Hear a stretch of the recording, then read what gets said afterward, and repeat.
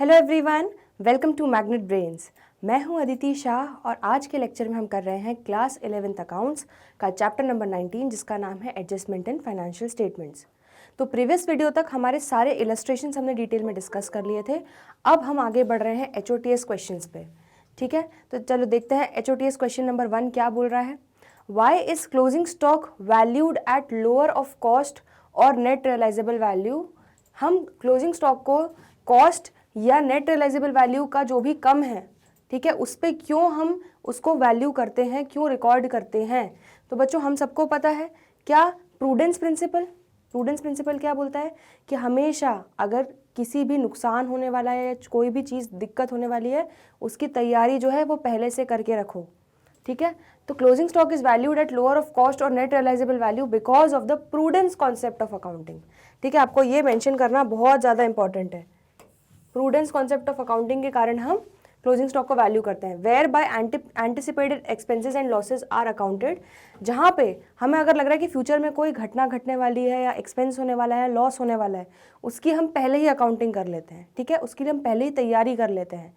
लेकिन इनकम या गेन जब एक्चुअली अर्न होगा तभी रिकॉर्ड करेंगे। ठीक है, अगर हमको लग रहा है कि अच्छा इनकम होने वाली है लेकिन अर्न नहीं की है तो पहले से ही खुशी नहीं मनाना है, पहले से ही बल्ले बल्ले नहीं करना है।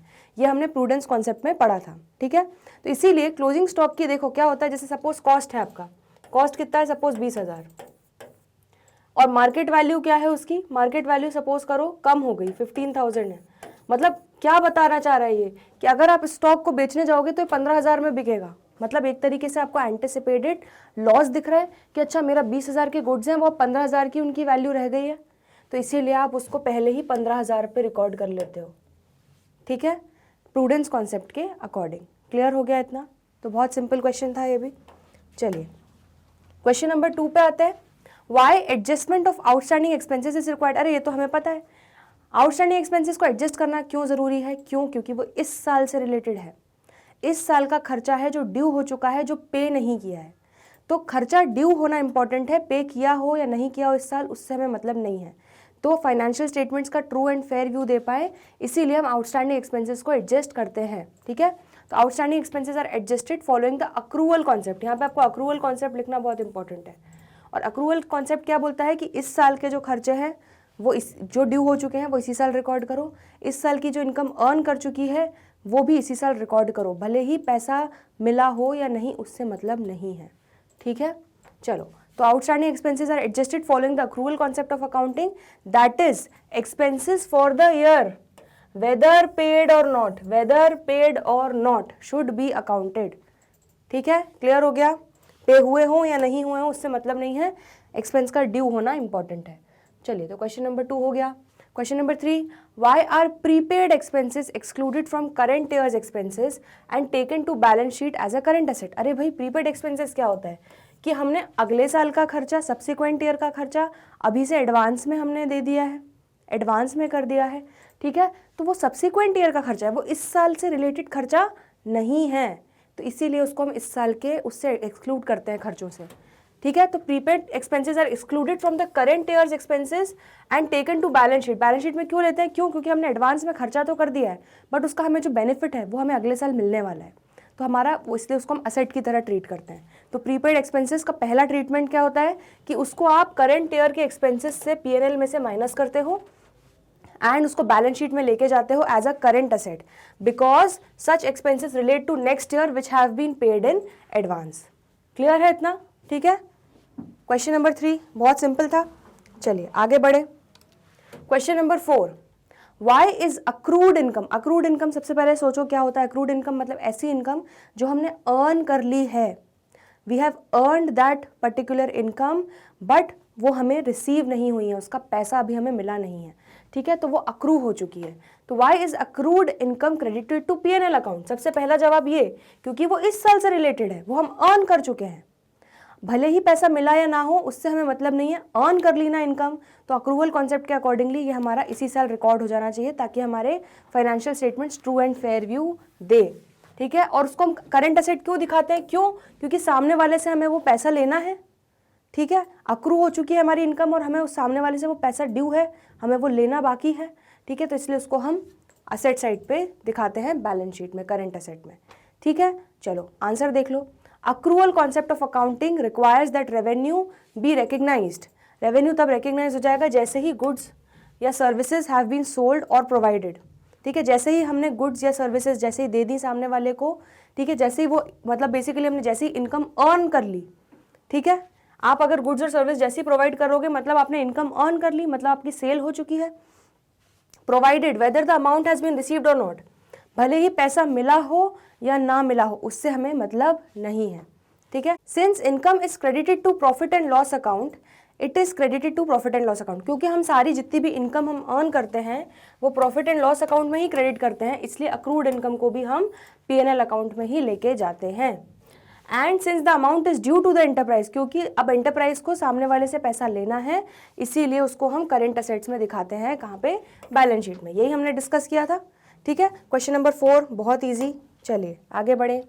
Question number 5, unearned income is credited to profit and loss account, do you agree with the statement. अब ध्यान से देखो, नाम में ही सब चीजें छुपी होती हैं। अनअर्न्ड, अनअर्न्ड मतलब क्या? जो अर्न नहीं की लेकिन पैसा मिल गया एडवांस में। हम जैसे एग्जाम्पल के तौर पर लेते हैं कि अरिजीत सिंह का कॉन्सर्ट है, अरिजीत सिंह को हमने एडवांस पैसा देके बुक कर दिया, बट उसने अभी अपनी सर्विसेज नहीं दी, उसने अभी तक स्टेज पे परफॉर्मेंस नहीं दिया। ठीक है, मतलब उसकी सेल नहीं हुई है। आया समझ में? उसने इनकम अभी तक अर्न नहीं की है, उसको एडवांस में पैसा मिल गया। सपोज आप गुड्स बेच रहे हो, आपको मार्च में ही पैसा दे दिया, लेकिन वो गुड्स आप अप्रैल में बेचने वाले हो। ठीक है, सामने वाली पार्टी को आप अप्रैल में वो गुड्स या सर्विसेज देने वाले हो, तो आप मार्च में जो वो पैसा एडवांस मिला, क्या वो आपकी इनकम होगी? नहीं होगी।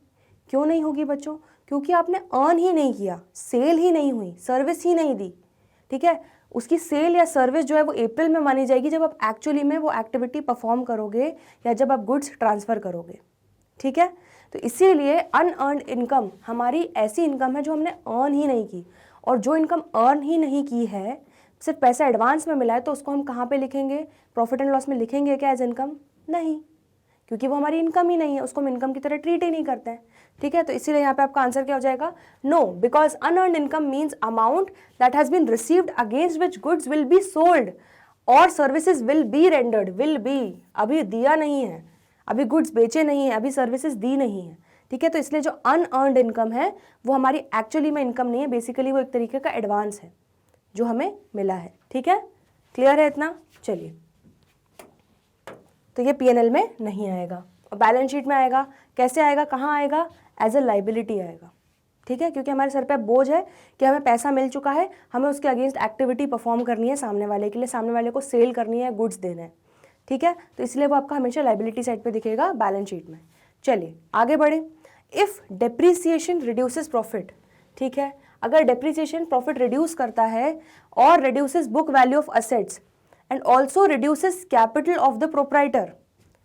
अब अगर आप कैपिटल ऑफ द प्रोप्राइटर कैसे रिड्यूस हो रहा है? ध्यान से, अगर हम डेप्रीसिएशन प्रॉफिट को रिड्यूस करेगा और प्रॉफिट जाके ऐड होगा कहाँ पे? कैपिटल में। ठीक है, अगर प्रॉफिट कम हो रहा है डेप्रीसिएशन के कारण, तो हमारा जो कैपिटल में जितना प्रॉफिट ऐड हो रहा है वो भी कम से ही ऐड हो रहा है। ठीक है, सपोज आपका प्रॉफिट आ रहा था 200 रुपये विदाउट डेप्रीसिएशन, बट आपने जब 50 रुपये का उसमें डेप्रीसिएशन और लगा दिया तो आपका नेट प्रॉफिट आ रहा है 150। ठीक है, तो अगर आप 50 रुपीज़ का डेप्रीसिएशन नहीं लगाते तो आपके कैपिटल अकाउंट में क्या जाके जुड़ता? 200 जुड़ता, बट क्योंकि 50 का डेप्रीसिएशन लगा दिया तो अब सिर्फ 150 ही जुड़ेगा, तो एक तरीके से कैपिटल भी आपका रिड्यूस हो रहा है। ठीक है, तो वो बोल रहे हैं कि अगर डेप्रीसिएशन प्रॉफिट रिड्यूस कर रहा है, असेट की वैल्यू भी रिड्यूस कर रहा है, कैपिटल भी रिड्यूस कर रहा है, तो एंटरप्राइजेस डेप्रीसिएशन आखिर क्यों चार्ज करते हैं? क्यों क्यों क्यों? तो बहुत सिंपल है, हमें पता है बच्चों क्या डेप्रीसिएशन क्या होता है। बेसिकली अगर कोई असेट है, ठीक है, आपने 1 लाख का असेट लिया तो एक तरीके से वो आपका खर्चा तो हुआ, ठीक है, लेकिन ये 1 लाख का फायदा आपको अगले 5 साल मिलने वाला है। ठीक है, तो आप इस 1 लाख को, या चलो 4 साल मिलने वाला है, ठीक है, तो 1 लाख को क्या आप एक ही साल में पूरा खत्म कर दोगे? P&L में आप सीधे पूरा एक्सपेंस चार्ज कर दोगे, तो सोचो आपका प्रॉफिट कितना ज़्यादा कम हो जाएगा। और ये true and fair view of accounting नहीं होगी। जब 1 लाख के खर्चे का फ़ायदा हमें 4 साल तक मिल रहा है, तो हम 1 लाख को 4 हिस्सों में डिवाइड करेंगे और हर साल 25-25 हज़ार का कॉस्ट हम चार्ज करेंगे प्रॉफिट एंड लॉस में, और उस कॉस्ट को एलोकेट, इसको हम क्या बोलते हैं, कॉस्ट को एलोकेट करना। 1 लाख का खर्चा हुआ है लेकिन वो 4 साल तक फ़ायदा देने वाला है, तो 1 लाख की मशीन खरीदी है, वो 4 साल तक चलने वाली है, तो उसको इसीलिए जो पूरा 1 लाख का खर्चा है, जो 1 लाख की मशीनरी है, उसको हम 4 सालों के उसमें पीरियड में डिवाइड कर देते हैं। इसको हम क्या बोलते हैं, कॉस्ट एलोकेशन। ठीक है, तो डेप्रीसिएशन इज और कुछ नहीं but allocation of cost of fixed assets. ठीक है, तो डेप्रीसिएशन बेसिकली क्या होता है कि हम कॉस्ट, जो फिक्स्ड एसेट्स का कॉस्ट है, उसको एलोकेट कर रहे हैं जो उतने सिस्टमैटिक ईयर में जितने में हमें उसको लग रहा है कि उसकी यूजफुल लाइफ होने वाली है। जैसे इस मशीन की हमें लग रहा था कि 4 साल यूजफुल लाइफ होने वाली है, अगर लगता है 10 साल होने वाली है तो हम इसको 10 सालों में डिवाइड करके इसको एलोकेट कर देते हैं। ठीक है, एज जिसको हमने नाम दे दिया, नामकरण कर दिया है क्या, डेप्रीसिएशन। तो depreciation is nothing but allocation of cost of fixed assets in a systematic manner over their estimated useful life. जो हमने उनकी यूजफुल लाइफ एस्टिमेट की है उसमें हम उस खर्चे को डिवाइड कर देते हैं, एलोकेट कर देते हैं। तो इट इज दस अ कॉस्ट ओनली, है ना। Financial statements must show true and fair view provided both fixed assets and profit will be shown at a higher amount. अब सोचो, अगर आप ये डेप्रीसिएशन हर साल नहीं चार्ज करोगे, ठीक है, तो आपके प्रॉफिट एंड लॉस कितना गलत चीज़ दिखाएगा, आपका प्रॉफिट भी ज़्यादा दिखाएगा और आपकी फिक्स्ड एसेट्स की वैल्यू भी वही दिखाता रहेगा। मतलब सोचो, अगर आप डेप्रीसिएशन ना चार्ज करो तो आपके 1 लाख फिक्स्ड एसेट्स की वैल्यू दिखती रहेगी हर साल। बट ऐसा होता है क्या, आपको पता है? अगर आप कोई कार खरीदने जाते हो, अगर आपने कोई 10 लाख की भी कार खरीदी, ठीक है, उसको आप 1 साल बाद भी अगर बेचने जा रहे हो तो वो आपकी 10 लाख में नहीं बिकेगी।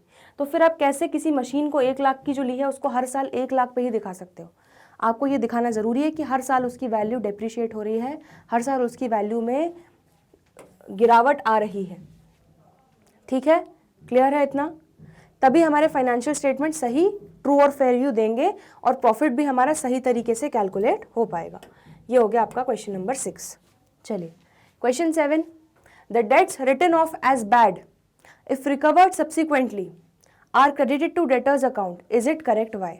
देखो, अगर डेट्स हमने बैड डेट्स की तरह रिटर्न ऑफ कर दी तो बच्चों क्या हुआ, देखो सपोज हमने सेल्स की, बहुत सिंपल सा एग्जांपल ले रहे हैं, debtors account debit to sales. मैंने किसी को गुड्स बेचे, ठीक है, मुझे उससे कितने लेने थे, 1000 रुपये, लेकिन सामने वाला जो है वो कंगाल हो गया, सामने वाले के पास जेब में फूटी कौड़ी नहीं बची कि वो मुझे उधारी चुका पाए। तो अब ये चीज़ फैक्ट जानने के बाद मैंने अपना सर पीटते हुए ये एंट्री कर ली कि मेरा 1000 रुपये का नुकसान हो गया। मैंने क्या मान लिया उसको, बैड डेट्स अकाउंट। तो बैड डेट्स अकाउंट को डेबिट करते हैं हम और क्या करते हैं, डेटर्स को अपनी बुक्स में ख़त्म कर देते हैं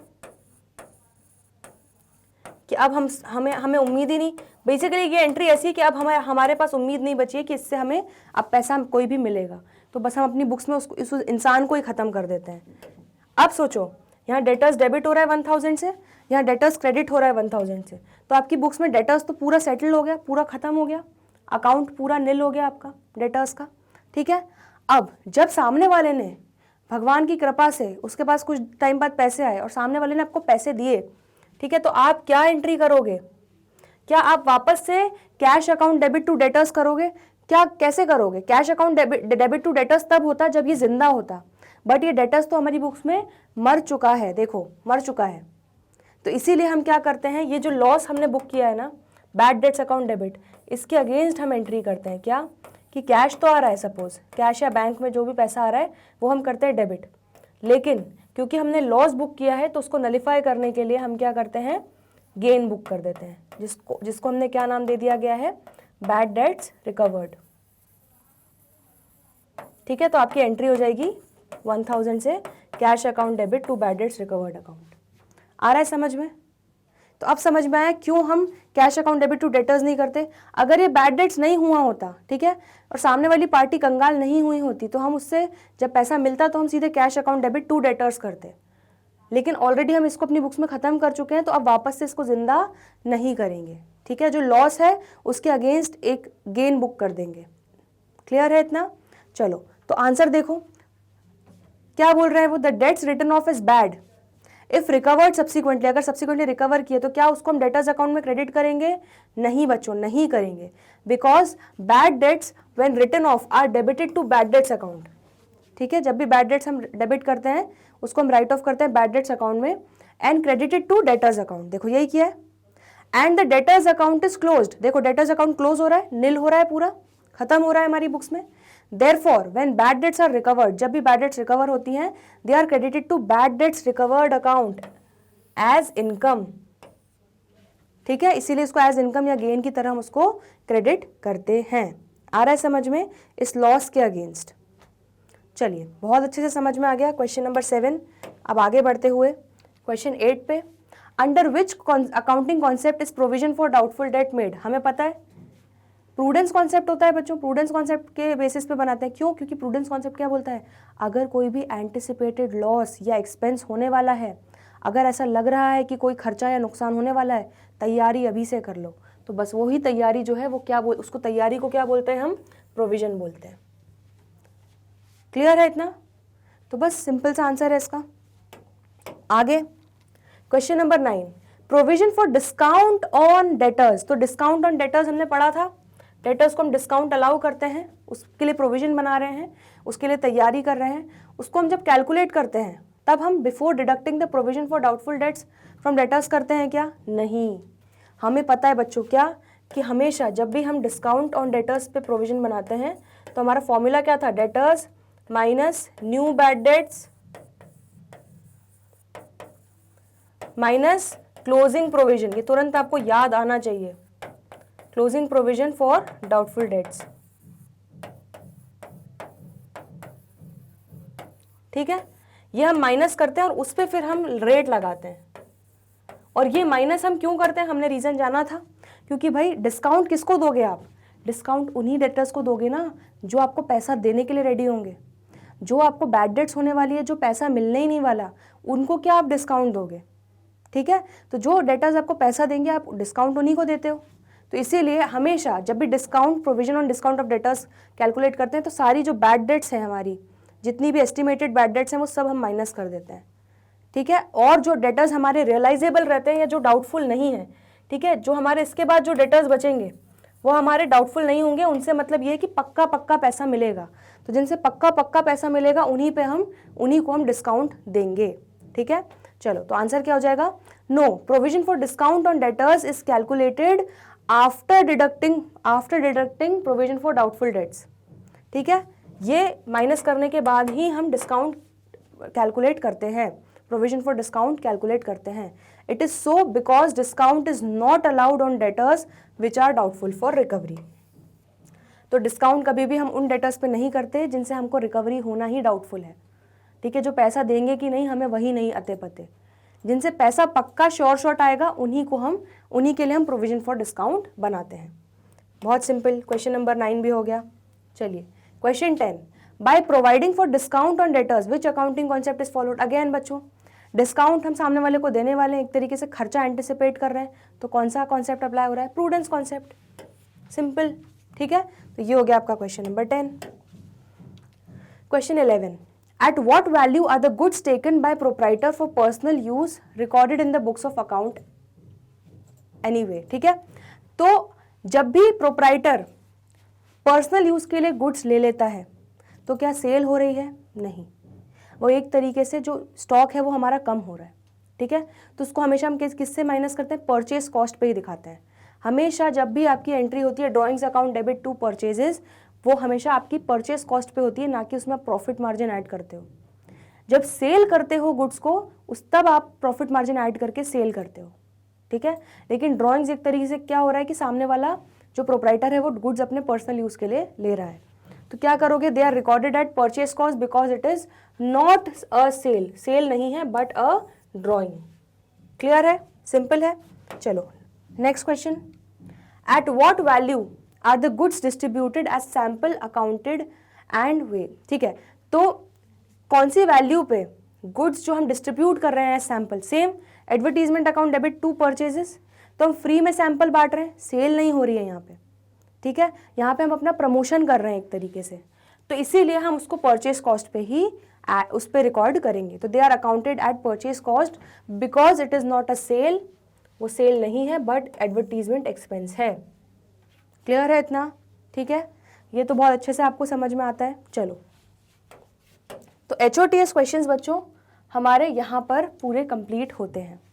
आई होप आपको अच्छे से समझ में आया है और आपके कॉन्सेप्ट्स अब और अच्छे से क्लियर हो गए हैं। फिर भी कोई डाउट हो तो कमेंट सेक्शन में लिख लीजिएगा, हम उसको अलग से डिस्कस कर लेंगे। तो जल्दी मिलते हैं अगले लेक्चर में MCQs डिस्कस करने के लिए। तो मिलते हैं ब्रेक के बाद, तब तक के लिए गुड बाय।